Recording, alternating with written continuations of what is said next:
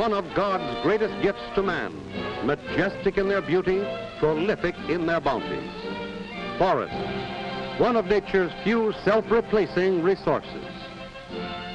When you get all the gold, silver, coal, or iron out of a mine, that is the end of the mine.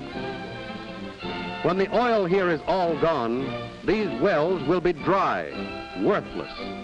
But forests, if wisely handled, will live forever and produce a perpetual supply of a necessary war material, wood, at the same time offering shelter and food for wild animals and livestock, and protection for watersheds. America owes much of its greatness to the lavish use of wood. Bands of steel on wooden ties, railroad ties by the millions. Threads of copper on wooden poles. Railroads and communication lines brought this country's distant communities together, and it became great. About 50 years ago, some far-sighted public-spirited citizens realized that future timber crops must be planned if we, their children and grandchildren, were to enjoy the use of forest products. Plenty of wood to meet every challenge could be assured if sensible cutting and adequate protection measures were applied to all forest land. Wood for war. Wood for peace. Wood through mud. Wood over hills. Wood down roads. Wood along waterways.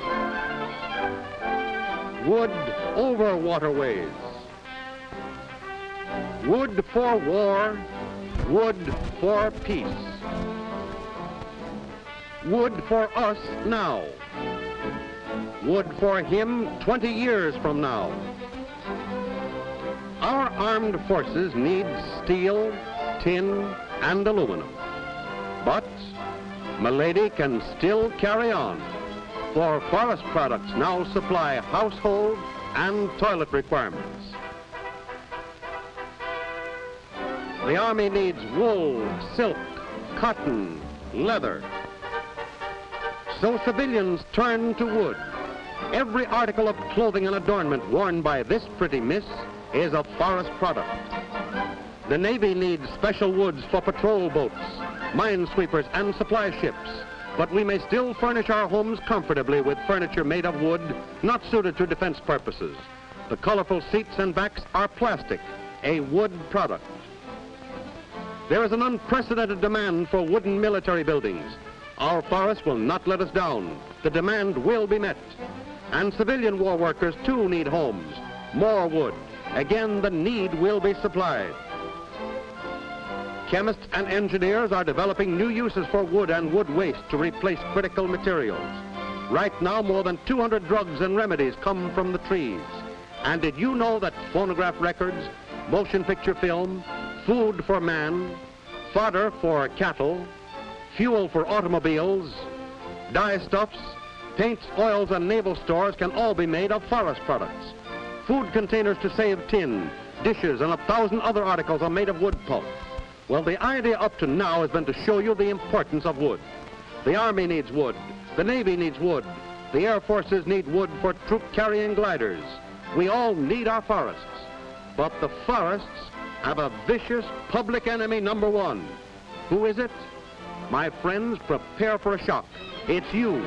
Yes, you good citizens who would never knowingly damage the forest. You who are careless with your smoking, who are in too much of a hurry to put out that last spark of your campfire.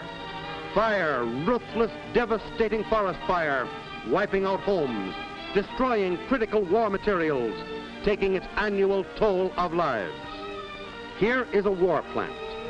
To be close to its raw supply, it is located near the edge of a forest. A forest fire would threaten it. Yes, even a fire miles away would take war workers from their lathes, drills, and presses. Instead of making torpedoes, tanks, and trucks, these munition workers are going out to fight fire, to save their factory and machines. Instead of working on bombs, bombers, and bayonets, they are working day and night, perhaps for weeks on this so unnecessary job brought on by your carelessness. Halting production, slowing up delivery of badly needed rifles and bullets, leaving our brothers and our sons, our husbands and our sweethearts, who marched away so bravely to fight for us, now in their foxholes in mire and muck, without adequate means to defend themselves. Yes, fires do slow up war production. What are you going to do about it? I know. Before you throw that match away, you're going to think. Break it in two. Feel it. Know that it's out.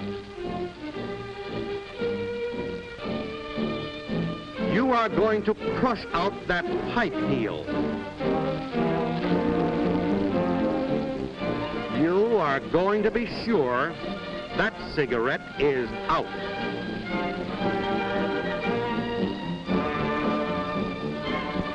You are going to save the forests to help win the war.